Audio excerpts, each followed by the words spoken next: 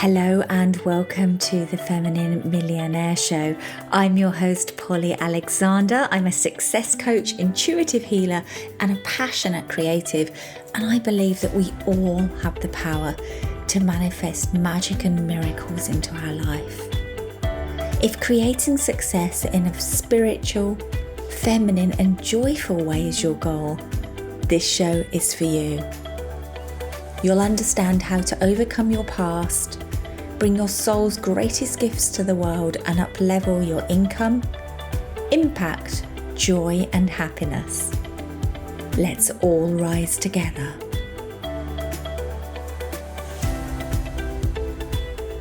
Welcome to today's episode of the Feminine Millionaire Show, and it's going to be diving into one of my favourite topics, getting organised and decluttering.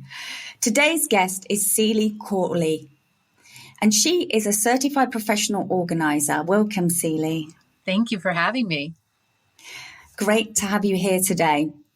So Cawley has a knack for transforming lives as a certified professional organizer.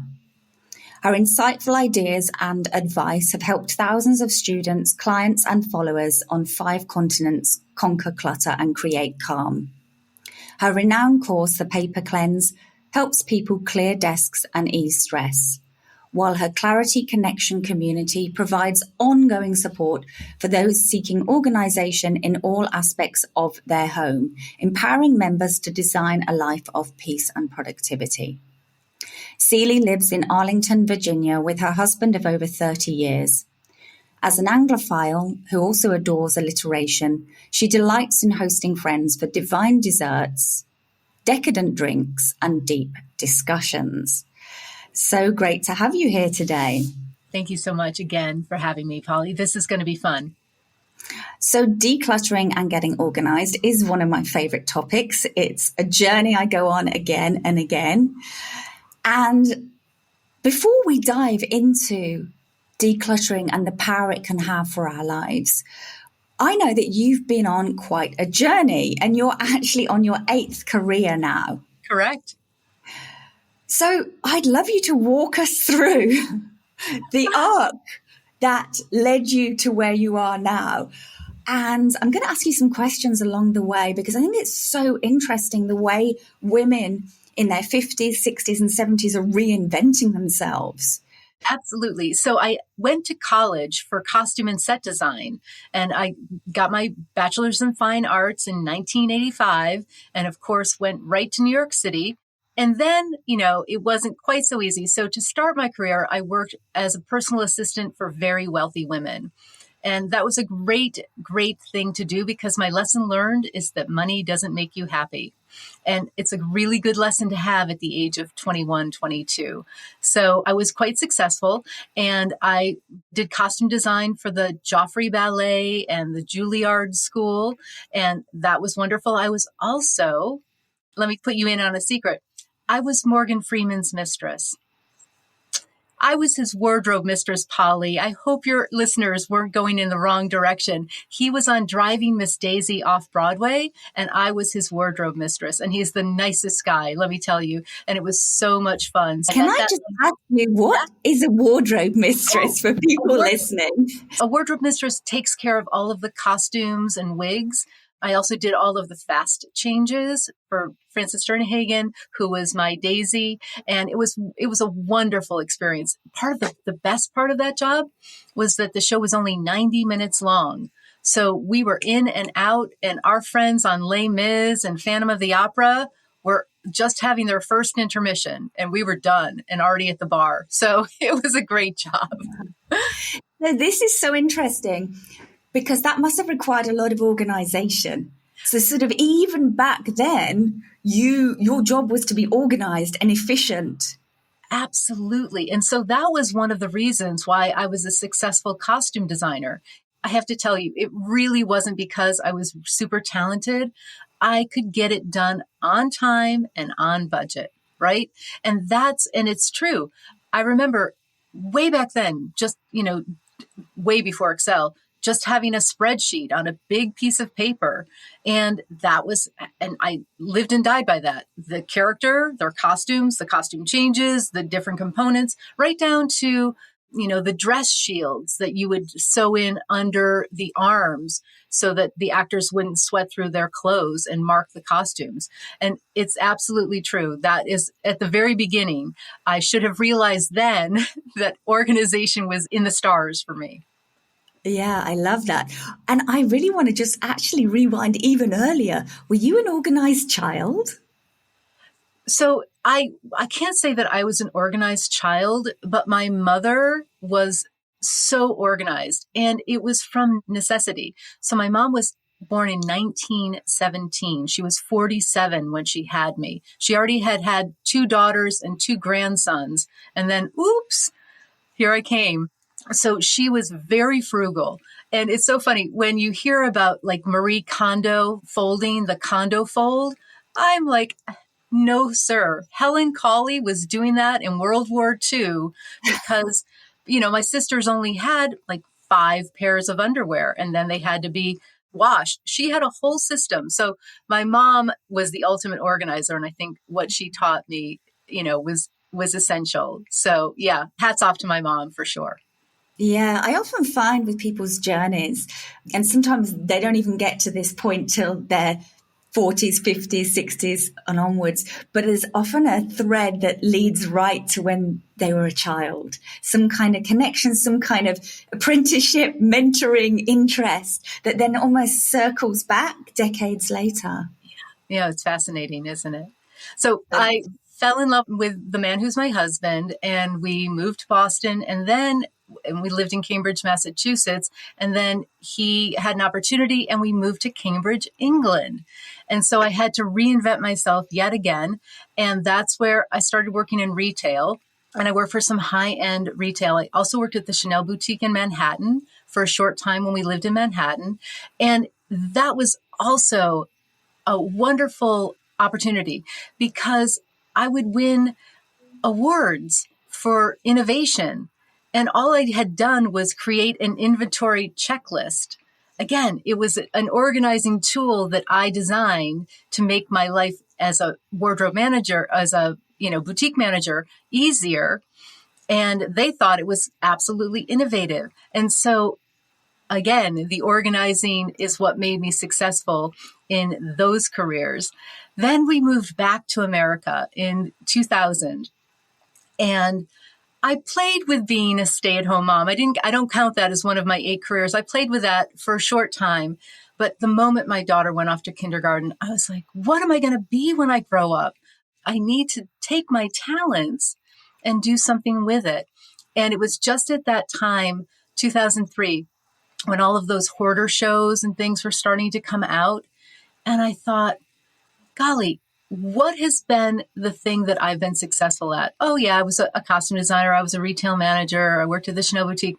What made me successful at all of those things? It was that I was organized. And I was just like, oh.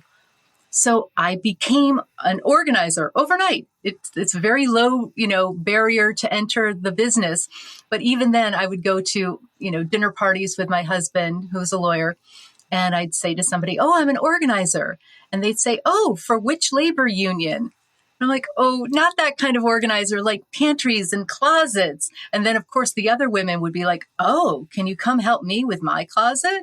Absolutely, I can. So it was a wonderful thing because I could also schedule my time so that from my daughter's point of view, I was still a stay-at-home mom. I would just work when she was at school. I could still volunteer to go to the zoo. And it was a perfect career for me. And I realized that it wasn't important just that I was organized. It was important that I could teach others to be organized. And the biggest compliment would be when a client would be like, yeah, I'm good. I got this. You set up a system for me and I've graduated. And I was never offended because that meant that I did my job, right? I taught them how to edit the possessions they had and how to manage the things that they kept within the very busy lives with kids and husbands and spouses and travel and school and sports and all of the things. And so that was a real benefit. I never worked with people who had hoarding disorder. I really truly worked with kind of a higher end clientele, names that I could mention if I hadn't signed an NDA. But it's been a lot of fun, especially in the DC region, having wonderful, interesting, fascinating, the possessions they would have, things from travel all around the world, documents. I had a Rolodex from a client once the names in that Rolodex were everybody on the upper level of government. And she was finally at a point where she thought she needed to go digital. And so I had to source somebody to digitize her Rolodex that we could trust, that wouldn't spill the beans on any of these emails and personal phone numbers. It was a wonderful, wonderful career. One of the things that I've discovered along the way is that sometimes we teach what we need to learn. However, with you, I feel like it's almost like you had these skills that then you applied in different ways. And then it became really clear, like, oh, this is actually what I'm really good at. And this is how I can really help people. What are your thoughts on that? So I think I think all of us, if we can tap into our gifts, and it's interesting because things that I think are just so common and basic knowledge, other people are like, wait, let me write that down. When we really tap into what our gifts are, and especially if we can share them with others freely, it's so pleasant. I mean, I've had people say, you saved my marriage. Like, I didn't save your marriage, but we were able to get the house tidy enough so that your husband wanted to come home, right? It's wonderful to help people transform into a lot of people think, oh, I could never get organized. And I'm like, is that a challenge? Are you challenging me? And it's interesting because I don't say that I'm a coach, because I'm not. I'm more of a organizing dictator. Pretty much with my classes and things, I just say, if you do what I tell you to do, you will be successful. I lay out the steps as simplistic as possible, but I promise you, if you just do them, you will be successful. And so I'm not really a coach because I'm a bit of a dictator, but I've been doing this for over 20 years. I've tried every method, right? And I really feel like I have finalized a couple of methods that really, truly do work, especially for closet processing, paper processing, those types of things that really are universal. We all have paper. We all have clothing. I've got a kind of a kitchen process as well. We've all got, some of us have kitchens with 2 islands. Some of us have 1 drawer, but we all have forks and spoons and knives and pots and pans, right? So there are some universals that I think can apply to everybody. What I'm hearing is that you've developed systems, that you've got a real knack for the most efficient and the best way to do things that doesn't come naturally to other people. Quite frankly. Right. And it's just like, some people are gifted singers, but we could all learn to sing, right? So I'm a gifted organizer, but everybody can learn to organize. It's absolutely a teachable skill. So it is nice, especially for people who feel that their whole lives they've been struggling. And it's partially, I like to say, if I can give you a different perspective on it, just a different way of looking at it. For instance, Marie Kondo is and was super successful. What was her secret? It was about, does it spark joy? Instead of talking about what you were getting rid of, she talked about what you were keeping, right? Just that change in perspective clicked for so many people, because if you weren't loving it and keeping it, then the rest was done. You were done with the rest. You didn't have to think about it. And I love that sometimes if I can explain something to a student or a client just to give them a different perspective, then all of a sudden it's like the light bulb goes off. So right. That's really satisfying. And I'm curious, based on all your experience, why can't people manage their stuff better? What's going on? Yeah. So again, to be simplistic, it's twofold. There's too much stuff, and too much stuff takes time to manage. And, I often say to people who have a whole room, they'll have what could be a guest room or an office or a gym or a craft room. Instead of being able to use it, it is just full of stuff. And I say to them, okay, let's just do it very simplistic. If you have a 1,000 square foot home and that takes up 10% of your home and your mortgage is $10,000, that's $1,000 a month that you're paying, right? Or whatever the math is. And when you break it down to math, then they're like, oh, I would always say, I am a brilliant organizer, but I am not a magician, and I cannot make your home bigger. And so one of my POPs, I call them primary organizing principles, is that your container determines the contents. And what I mean by that, Polly, is that you have a gallon of milk. It can only hold 128 ounces or whatever it is, right? You might be able to fit a little bit more, but that's it. I want people to think of their homes as the containers of their contents. So if you have a storage space is fine if you're moving or somebody just passed away and you need to process things. But if you've had a storage space for more than a year, you need to get rid of it because your home is not determining the contents.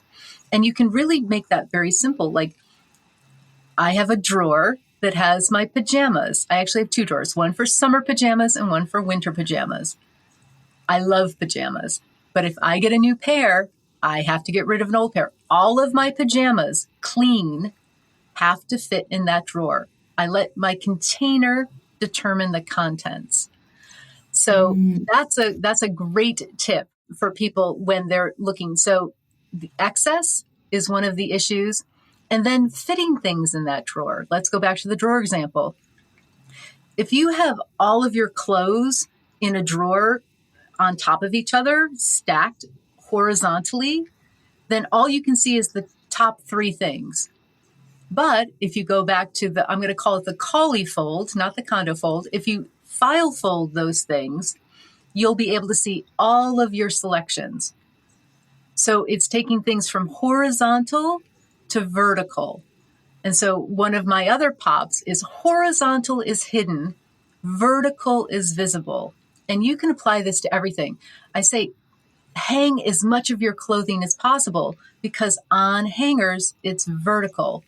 File fold as much of your clothing as possible. Put your paper, instead of in piles on your desk, take those piles and stand them up and put them in different, labels. Must do, want to do, to pay, to read, to file, whatever your categories are. If you take things that are horizontal and make them vertical, you're going to be so much more successful. So twofold, too much stuff, and then properly organizing what you are keeping. That's why we have the need for people like me. So. Right. And I really think there is such a need. I've worked with a lot of people over the last 10 years of coaching, and I definitely come across people who are overwhelmed mentally. Usually their homes are in overwhelm as well. Like, there's a direct relationship. When they're in overwhelm, there's a lot of decluttering that needs to be done. And I love that analogy you said. Basically, you're paying for storage. I love that. In your own home, we think of it as something outside, but if we have a spare bedroom full of junk, we're paying for that storage. Yeah. Especially, when the pandemic hit and people were stuck at home, people needed to carve out those spaces. And I had a wonderful client who was coping with the pandemic by over shopping, and she recognized it. And she had 4 children. She lived in a big, beautiful home. Everybody had their own bedrooms, and we had to do this virtually. And she called me up. She's like, Cawley, let's talk. And I said, what is it that you crave? What do you, She's like, I just need a place of my own to go and maybe do my yoga practice, get back to some meditation, get back to some spirituality. I'm like, how about this? How about you take that beautiful walk-in closet and reduce the clothing by half and make part of it your sanctuary.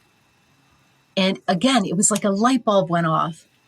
And not only did it stop her from the over shopping, it gave her a place, and she started a Pinterest board, and she chose wallpaper, and it was just such a difference, because in this big home of hers, she shared her bedroom with her husband. Everybody had their own space but her.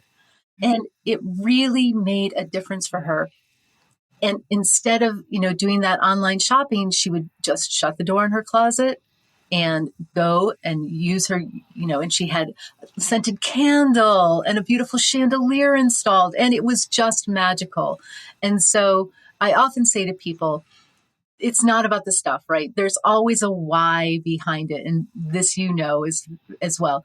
If you can identify your values and then live your values. So if what you value is to be a loving spouse, and if what you value is healthy living, but you're not eating off the kitchen table because it's covered with papers and you're getting takeout because the kitchen's a mess, then you're not really living your values. And when you're like, no, I am a loving spouse would make sure that the dining room table was clear so that I can have a dinner with my spouse there every night. That the kitchen is in a state where I can prepare a healthy meal.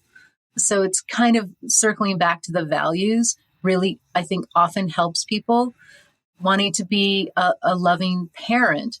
You want to set a good role model, right? But you can't tell your kids, clean up your room if your room's a mess.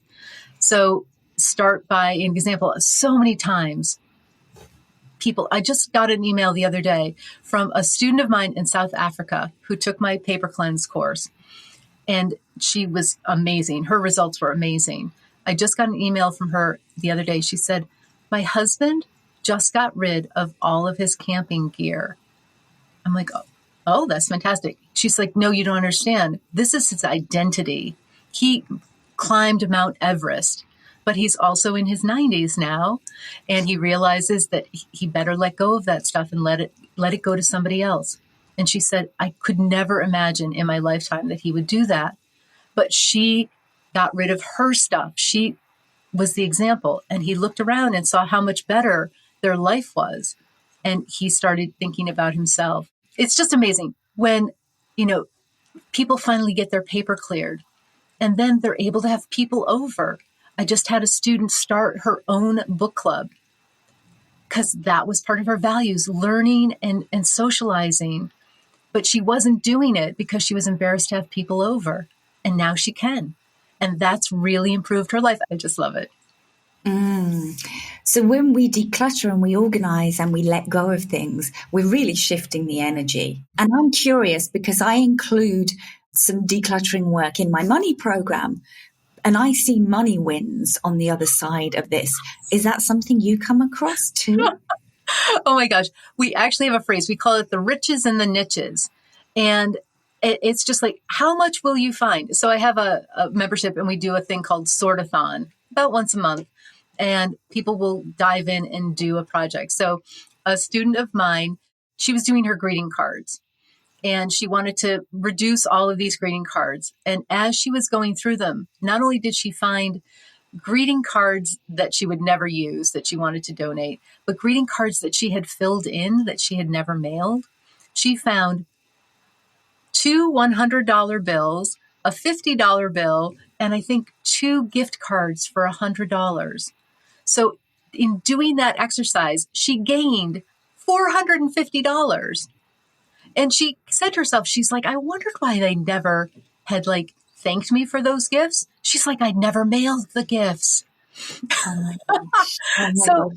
So it's the riches and the niches. People find money. People find savings bonds. I just had a student find $1,200 in savings bonds. She had no idea that her deceased husband had purchased, mixed in with old magazines. So I always say, go through that stuff carefully. It takes some time, but almost always you will find riches and niches. Oh, finding the missing passport, right? it's a lot easier to find that missing passport than to apply for a new one and wait for it and all of that. So I actually had an experience recently in exactly what you're talking about. I was receiving an email from a bank into my inbox. I thought, why am I getting this? I haven't banked with them for years. I am not subscribed, and there was no way of unsubscribing. It was driving me crazy. So I ignored it, like we ignore clutter. I ignored it, and they would come in every month, a fraud alert or, just their bank's general advice. And one day I thought, I'm going to deal with this digital clutter. And I called them up and I said, will you just take me off your mailing list? I had an account with you a decade ago. And they looked into it and they said, oh, you have an ISA. You have nearly £4,000 sitting there. I'm no longer resident in that country. And this literally, I'm in the process now of trying to reclaim that. But that's exactly what happened. Through tidying up my inbox, I found this old account that I thought was closed and completed with a not insignificant amount of money. That's fantastic, Polly. I love it. A wonderful example of riches in the niches, right? So it's like if you do that exercise, you can satisfy yourself that you found the money, that there was nothing in that pile. Also, a tip is, especially for older people, always hiding money in books, always hiding money in the toes of shoes, in the pockets and purses and coats. So whenever I'm going through and helping people donate, perhaps an older relative has passed away, I always say, take your time, because these are people like my mother, who was born in World War II, grew up during the Depression. She was a young mother during World War II. She grew up in World War I. Those people were very frugal with their money and didn't necessarily trust the banks. So there's often a lot of cash, gold coins. I can't even tell you. And gold is up right now. Ounce of gold is worth like $2,000 or more. I had a client. She just thought they were like birthday toys, that they were in a drawer, not a jewelry drawer, not a banking drawer, just a drawer like with underwear for mothers. Underwear drawers. People hide so much in their underwear drawers. Anyway, those are a few tips for your listeners if they're helping older people clear out, because I had a client, wonderful woman, June, and she was in her 80s when I worked with her. And she said to me, let's do the coat closet. And she had every single purse and coat had $20 bills stashed in it. And this was from from the 50s and 60s. This was all vintage clothing. I passed it on to a costumer. It was amazing. And because she wanted her mad money. In case her husband made her angry when they went to the country club or out dancing, she wanted $20 so she could get a taxi cab home. She literally paid me in cash for that session. And she was like, told me to keep it all. She's like, finders keepers. If you hadn't have looked in those pockets, I'm like, I can't do that. I'll take my fee. We'll donate the rest. So that's also a great example of the riches in the niches. I love it. I love it. All of this hidden money. It's amazing. Yes. I'm curious, do women acquire more clutter than men? Most of my clients are women because I think women are traditionally the carers of the home and they feel more responsible for it. But I do not think that women collect more clutter than men. I think that it's different kinds of clutter. So men will tend to have a lot more sporting goods, a lot more electronics, cords and cables, and every computer they ever owned in their life is in an electronics graveyard in their basement.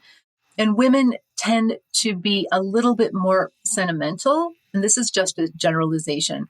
So there'll be more of the family quilt or the children's, the baby clothing and stuff like that. But no, I think that it's pretty evenly divided.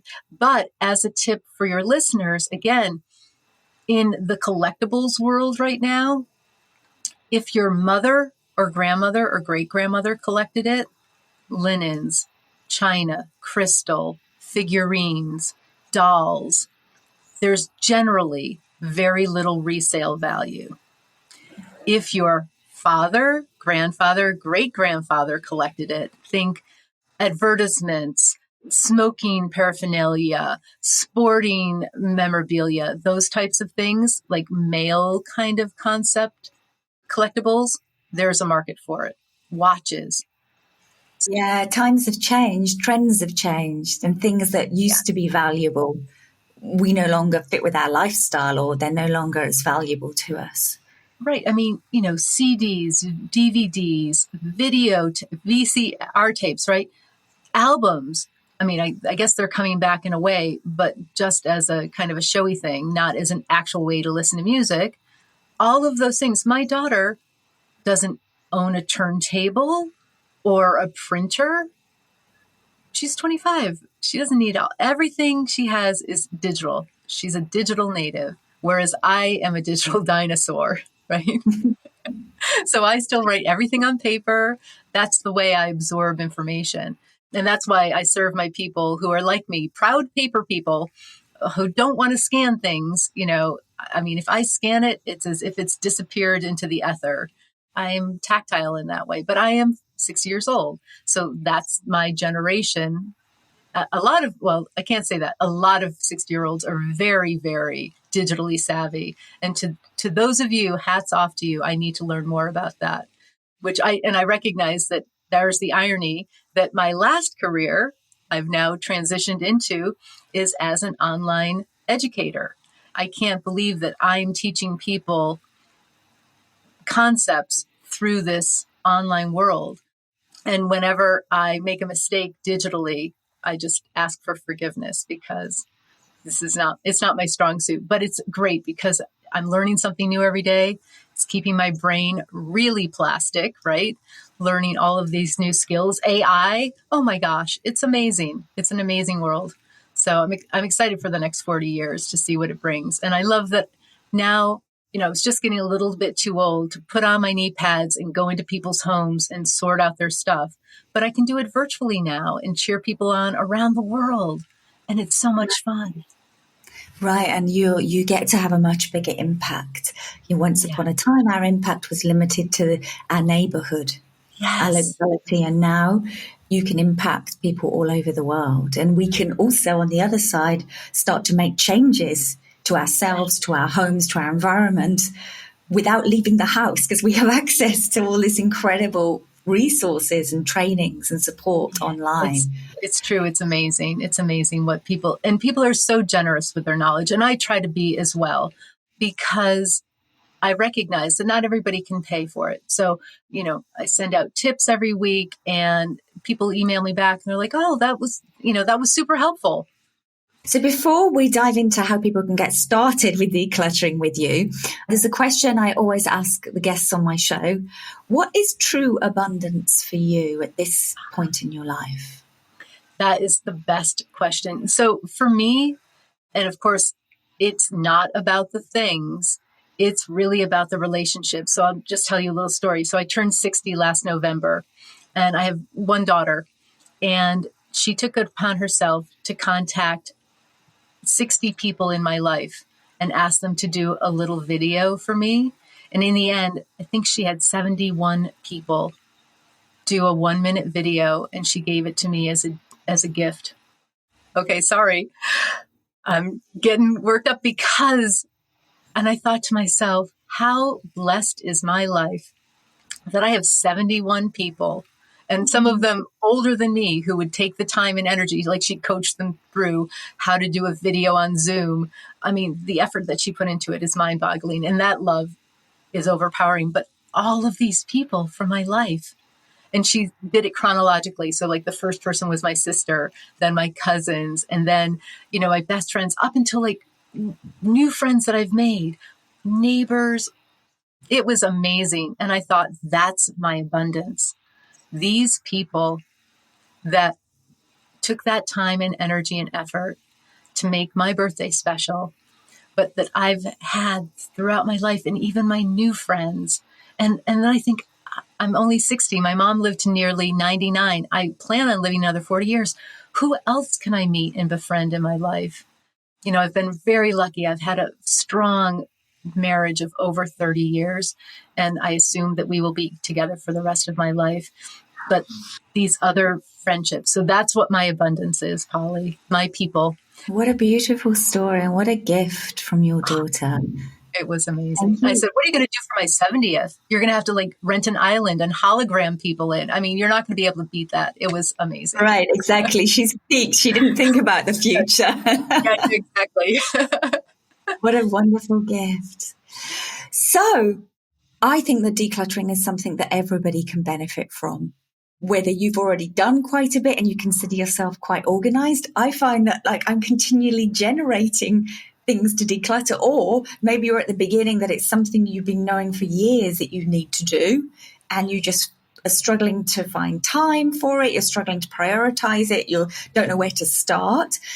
How can people start with you? Oh, yeah, absolutely. So a couple of different ways. I think one of the funnest ways is I have a membership called the Clarity Connection. And it's still a really small, intimate group. And we do co-working, we do these sortathons. We just did a challenge, and it was called the March Sanity Challenge based on March Madness, which is the basketball thing here in America. And the idea was you would do 7 rounds, and the first round, get rid of 1 thing, 2, 4, 8, 16, 16. And so over months to get rid of 127 things. And I just added it up yesterday. I had 21 people participate, and collectively they got rid of so much digital stuff, like 20,000 emails, digital files, photographs. But they also got rid of over 9,000 physical items. Wow. And it's because they were encouraging, posting pictures and jumping on a Q&A and doing a co-working, and you'd see somebody and they're in their closet and they're like, this is going, and, donating it and, talking about where you can recycle things to keep it out of the landfill, sharing those resources. So that has been super powerful. So this month we're doing a Clean Your Closet Challenge because it's a great time to switch over from winter to spring.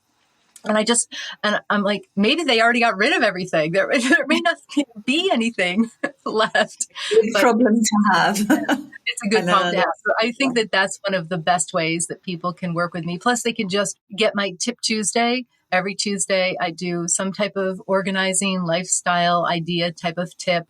And it's usually the simplest ones that people just absolutely resonate with. And I think so often when we're an expert at something, we think things are simple or obvious, but they really aren't. People lead busy lives. They have a lot of priorities. And for most people, it's not getting organized and decluttering. You need to make that commitment and get support to actually make it happen. So you've got a special gift as well. Oh, I call it the Chuck It list. So it's 60 items to chuck today. And it's just a great little checklist because it's the things you forget about. Like, just go into your spice drawer and get rid of those expired spices, right? And it takes really, you could have a child do this and you'll be so much happier. So my 60 items to chuck today, I'd be delighted if anybody wants to sign up for that. Great. We'll make sure there's a link in the show notes to you and this gift and all of your good stuff and your social media as well. Thank you. Oh, thank you so much for being on the show. I think you've shared so much wisdom. You've shared so many great tips. Like, I need to re-listen to it with a pen and paper to note down all of the tips that you've given. Thank you for opening up this world. It's the first time on the show we've talked about this topic, and yet it's such an important one. I just think it can be life-changing on so many levels. So thank you for coming on and sharing your wisdom. And if there was one piece of advice you could leave people with, what would it be? Think twice before you buy something. Because it's the excess that really does us in. So being a very purposeful purchaser, I think it helps the environment. Like, do you have something that could suffice? I think the best example, Anne Lamott, I think, wrote a piece about her year of not shopping. And she was asked to be on stage with Tom Hanks. And normally that would trigger, let me go buy a new dress. But she didn't, because it was her year of no shopping. And she went to her closet and she found a beautiful dress and she put a pretty brooch on it. And people weren't there to see what she was wearing. They were there to see what she had to say, right? So thinking about, it's kind of the make, do, and mend concept, right? But do you already have something that could serve that purpose? And sometimes you don't, right? If you're taking up flying on the trapeze, then you're probably going to have to purchase hand grips. But chances are there's somebody like me who did that a decade ago who are really happy to give you their hand grips. And so, are there other places? Could you borrow it? I love that we have a wonderful community. And, there's one cake plate that goes to every house in my neighborhood for birthday. And I don't even actually know who the owner of that cake plate is anymore. But we just borrow it because you only need a cake plate for like birthday once or twice a year, right? I don't need to own a cake plate. So that would be my best advice. Think before you purchase. Be a purposeful purchaser. I love it. I love it. So thank you for being on the show. I can't wait to dive into your world more deeply. And I know that people are going to get so much value from this. Thank you so much. Oh, thank you, Polly. It was such a delight. I really appreciate it.